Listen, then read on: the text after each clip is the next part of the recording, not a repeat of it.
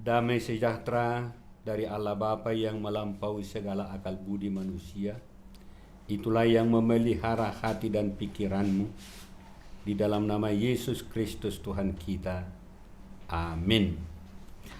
Saudara-saudara kekasih di dalam nama Tuhan Yesus, firman Tuhan yang mau kita terima pada hari Minggu ini adalah yang tertulis dalam kitab Yeremia pasal 29 ayat 1 sampai ayat yang ke-7. Saya akan bacakan untuk kita semuanya. Demikian tertulis. Beginilah bunyi surat yang dikirim oleh Nabi Yeremia dari Yerusalem kepada tua-tua di antara orang buangan, kepada imam-imam, kepada nabi-nabi, dan kepada seluruh rakyat yang telah diangkut ke dalam pembuangan oleh Nebukadnezar dari Yerusalem ke Babel. Itu terjadi sesudah Raja Yekonia beserta ibu suri, pengawal-pengawal istana, pemuka-pemuka Yehuda dan Yerusalem, tukang dan pandai besi telah keluar dari Yerusalem. Surat itu dikirim dengan perantaraan Elasa bin Safan dan Gemaria bin Hilkia yang diutus oleh Zedekia, Raja Yehuda, ke Babel kepada Nebukadnezar, Raja Babel. Bunyinya, beginilah firman Tuhan semesta alam, Allah Israel, kepada semua orang buangan yang diangkut ke dalam pembuangan dari Yerusalem ke Babel. Dirikanlah rumah untuk kamu diami, buatlah kebun untuk kamu nikmati hasilnya. Ambillah istri untuk memperanakkan anak laki-laki dan perempuan. Ambilkanlah istri bagi anakmu laki-laki dan carikanlah suami bagi anakmu perempuan, supaya mereka melahirkan anak laki-laki dan anak perempuan, agar di sana kamu bertambah banyak dan jangan berkurang. Usahakanlah kesejahteraan kota kemana kamu aku buang, dan berdoalah untuk kota itu kepada Tuhan, sebab kesejahteraannya adalah kesejahteraanmu. Sampai sedemikian jauh pembacaan firman Tuhan. Saudara-saudara, setelah saya lihat bahwa hari Minggu ini adalah minggu terakhir pada minggu-minggu setelah Trinitatis dalam tahun ini, minggu depan kita akan memasuki yang disebut dengan akhir tahun gerejawi, yang biasanya di sana dilakukan peringatan akan orang yang meninggal. Saudara-saudara kekasih, dengan tibanya kita pada akhir tahun gerejawi minggu depan, ini mengingatkan kita beberapa hal. Yang pertama, kita akan mendapat pengajaran dan hukuman dari Tuhan akibat dari dosa dan kejahatan manusia. Itu yang pertama. Kemudian, hidup kita di dunia menjadi seorang petualang, atau bisa juga disebut dengan seorang musafir, atau seperti orang buangan yang penuh dengan penderitaan dan tantangan. Itulah kehidupan kita. Dan hidup kita juga ditunjukkan dengan tibanya kita pada akhir tahun gerejawi itu dan peringatan orang mati itu. Hidup kita hanya tinggal sementara. Hidup kita hanya sementara di dunia ini. Dan kita akan meninggalkan dunia ini seperti mereka yang mendahului kita. Oleh karena itu, saudara-saudara, walaupun kita mendapat pengajaran atau hukuman dari Allah, namun kasih Allah tetap bersama-sama dengan kita. walaupun hidup kita ini penuh dengan tantangan dan penderitaan sama seperti orang buangan, bahwa hidup kita pasti disertai oleh dan diberkati oleh Tuhan. Kasih Tuhan tidak pernah meninggalkan kita. Walaupun kita menghadapi banyak tantangan, banyak penderitaan, banyak kesulitan dalam kehidupan ini. Oleh karena itu, itulah yang kita lihat. Kalau saya katakan tadi, walaupun hidup kita penuh dengan tantangan dan penderitaan, namun kasih dan pertolongan Tuhan selalu menyertai kita. Itu boleh kita lihat, saudara-saudara, dari perbuatan Tuhan dalam hidup kita. Apa itu? Dia selalu memberikan penghiburan, nasihat, dan pengajaran kepada kita supaya kita tidak jatuh dalam keputusasaan, supaya kita tetap teguh dan kuat untuk menghadapinya. Itulah penyertaan Tuhan. Dia menghibur kita, Dia menguatkan kita supaya kita tidak jatuh dalam keputusasaan itu.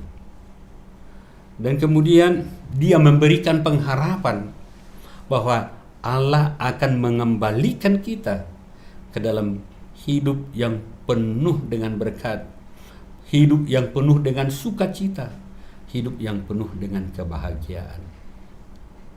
Walaupun kita lihat bangsa Israel dibuang, itu adalah cara Tuhan untuk mengingatkan, mengajari mereka untuk mengenal kelakuannya, mengenal segala tingkah lakunya yang tidak baik itu. Tetapi pada saatnya Tuhan akan mengembalikan mereka, membawa mereka kembali kepada kehidupan yang lebih baik. Karena itu, saudara-saudara, jika Tuhan memberikan penghiburan dan pengharapan dan mengembalikan kita kepada hidup yang penuh sukacita dan kebahagiaan, maka firman Tuhan hari ini memberikan nasihat dan mengajari kita apakah yang harus kita lakukan. Sama seperti bangsa Israel dalam pembuangan itu. Banyak orang yang mengatakan ini hanya sementara, hanya 2 tahun. Ada nabi-nabi palsu yang mengatakan itu. Tetapi Nabi Yeremia mengatakan hidup dalam pembuangan itu yang penuh dengan penderitaan itu selama 70 tahun. Dalam situasi yang 70 tahun itu, apakah yang harus kita lakukan? Atau dengan kata lain, selama kita dalam kehidupan kita di dunia ini, entah berapa lama kita hidup di dunia ini, walaupun menghadapi penuh dengan tantangan, apakah yang harus kita lakukan? Apakah yang harus kita perbuat? Apakah kita harus diam? Firman Tuhan tidak mengajari kita untuk berdiam diri. Tapi kita lihatlah apa yang harus kita lakukan. Yang pertama dari firman Tuhan yang kita lihat, sepanjang kehidupan kita sebelum kita sampai kepada kedatangan Tuhan memanggil kita, ada hal-hal yang harus kita lakukan.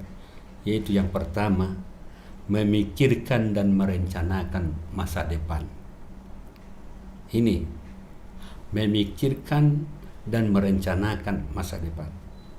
Nasihat dan pengajaran firman Tuhan ini dapat kita lakukan dalam usaha memikirkan dan merencanakan masa depan itu dengan 3 hal. Yang pertama, ini dari firman Tuhan, yaitu mengusahakan tempat kediaman. Ini yang pertama, itu dari firman Tuhan mengatakan, dirikanlah rumah untuk kamu diami. Apa artinya ini? Ini mengingatkan kita supaya kita menjadi lebih bijaksana dari makhluk-makhluk yang lain untuk mengusahakan tempat perlindungan, tempat peristirahatan, dan tempat kediamannya. Lihat aja, burung mengusahakan sangkarnya. Makhluk-makhluk yang lain membuat tempat kediamannya di celah-celah batu atau di bawah pohon yang rindang. Kalau makhluk yang lain bisa mendirikan tempat kediamannya, tempat perlindungannya, bukankah manusia harus lebih dari situ? Makanya firman Tuhan mengatakan, usahakanlah tempat kediamanmu. Dan yang kedua, dalam memikirkan masa depan itu, kita harus membuka lapangan kerja. Kita harus mengusahakan pekerjaan sebagai sumber kehidupan kita.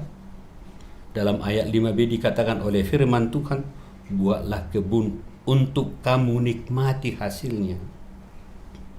Artinya saudara-saudara, jadi bukan hanya membuat tempat kediaman kita, tetapi harus kita membuka lapangan kerja. Apalagi dalam teknologi yang sekarang ini, kita bukan hanya tinggal diam, tetapi mengusahakan membuka lapangan kerja. Dan yang ketiga yang dikatakan oleh Tuhan untuk mempersiapkan masa depan itu, atau merencanakan masa depan itu adalah menjauhkan kepunahan, tetapi menjaga kelestarian dan melanjutkan generasi. Firman Tuhan mengatakan, ambillah istri untuk memperanakkan anak laki-laki dan perempuan.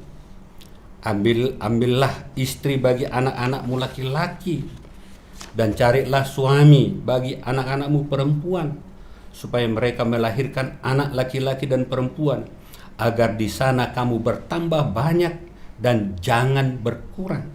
Artinya, ini tugas tanggung jawab kita adalah supaya jangan punah, tetapi ada kelestarian dan ada kelanjutan generasi.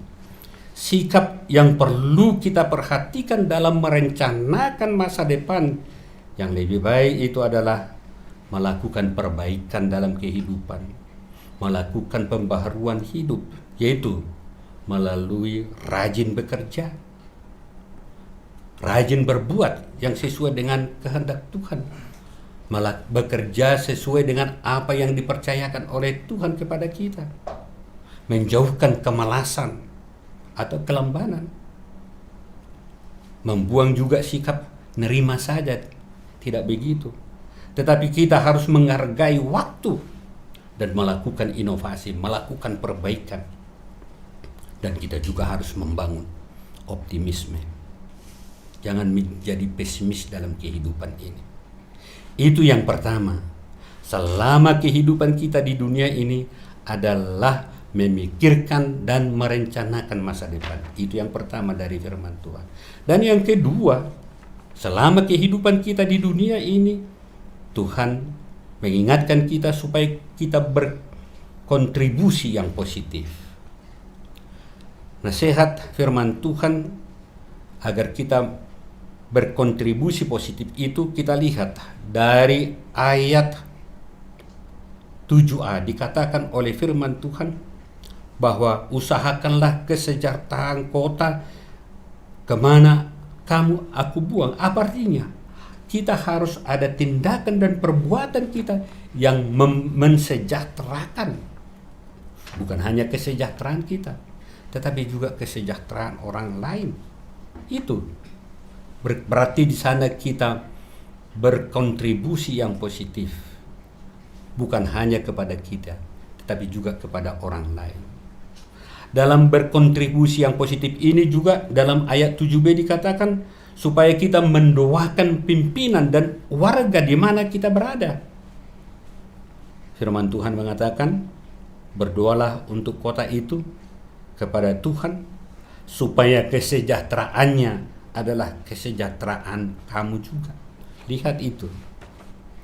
Jangan senang hanya kamu yang enak-enak dalam kehidupan ini, tetapi di dunia atau di sekitarmu banyak orang-orang yang menderita. Perhatikan itu. Jika kita berdoa kepada Tuhan, berikan kami kesejahteraan, tetapi harus juga kita doakan yang di sekitar kita.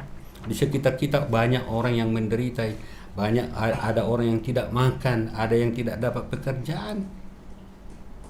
Jadi kita bukan hanya berdoa kepada Tuhan, tetapi ada upaya yang kita lakukan. Inilah yang dimaksudkan oleh firman Tuhan berkontribusi yang positif. Kontribusi positif itu kita mulai dengan menjaga kedamaian, ketenteraman keluarga kita masing-masing. Kemudian menjaga hubungan baik dengan tetangga kita. Dan memberikan sesuatu yang terbaik atau yang boleh kita bantu mereka. Kemudian melawan dan menjauhi segala kejahatan. Dan terhadap pemerintah di mana kita berada itu, ya menjalankan aturan yang sudah diperbuat. Apalagi kita dalam COVID-19 ini, kita harus menuruti protokol kesehatan. Bukan hanya itu, kita harus membayar pajak. Inilah tanggung jawab kita. Inilah kontribusi kita, sebagaimana yang Tuhan minta, kontribusi yang positif. Dan yang ketiga, selama kita hidup di dunia ini,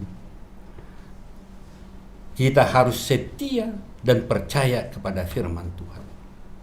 Walaupun hidup kita menghadapi berbagai tantangan dan penderitaan, kesulitan, tetapi kita harus juga percaya kepada apa yang dijanjikan oleh Tuhan. Mungkin kita boleh seperti kehidupan dari bangsa Israel itu dibuang, tetapi ingat, bukan pembuangan, bukan penderitaan kata terakhir. Karena itu sikap kita yang terbaik menunjukkan kesetiaan dan kepercayaan kita kepada firman dan janji Tuhan apa? Kita mau dan rela mengingat dan berpegang teguh kepada janji dan firman Tuhan. Sungguh dikatakan dalam ayat 4 dikatakan di sana, inilah firman Tuhan. Itulah yang kita pegang. Jangan pegang hanya ngomongan orang-orang. Belum tentu ngomongan orang dapat membangun iman kita, tetapi firman Tuhan selalu membawa kita kepada kebenaran. Kemudian menunjukkan kesetiaan kita terhadap firman dan janji Tuhan itu, meyakini dan mempercayai bahwa rancangan dan rencana Tuhan bagi setiap manusia atau yang terjadi di dunia ini adalah rancangan yang terbaik. Kita lihat dari firman Tuhan apa yang dikatakan. Sebab itu, aku ini mengetahui rancangan-rancangan apa yang ada padaku mengenai kamu.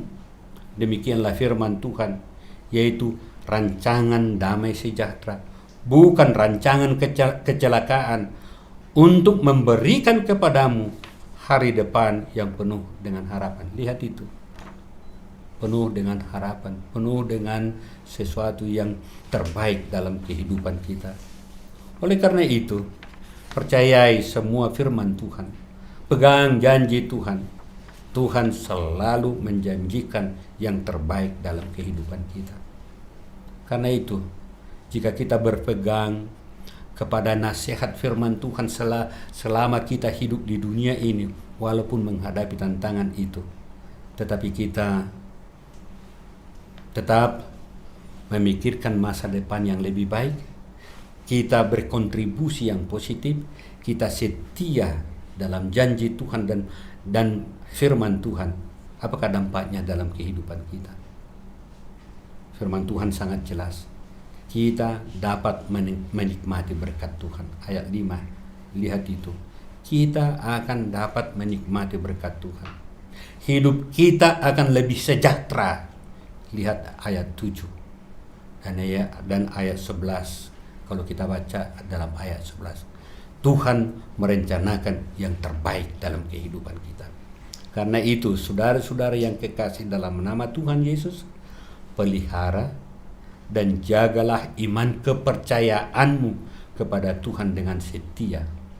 Pasti kebahagiaan dan sukacita akan menyelimuti kehidupanmu sampai selama-lamanya. Amin. Mari kita berdoa. Terima kasih Tuhan atas firman-Mu yang sudah kami dengarkan. Itulah yang menguatkan kami apapun yang terjadi dalam kehidupan kami. Tetapi janji Tuhan akan memberikan yang terbaik. Rancangan Tuhan selalu adalah rancangan yang terbaik, yang penuh dengan harapan, yang memberikan sukacita, kebahagiaan bagi kami. Ajar kami Tuhan, supaya tetap berpegang kepada firman-Mu, setia dalam iman percaya kami kepada Tuhan. Terima kasih Tuhan. Dalam nama Yesus kami berdoa dan mengucap syukur. Amin. Kita bernyanyi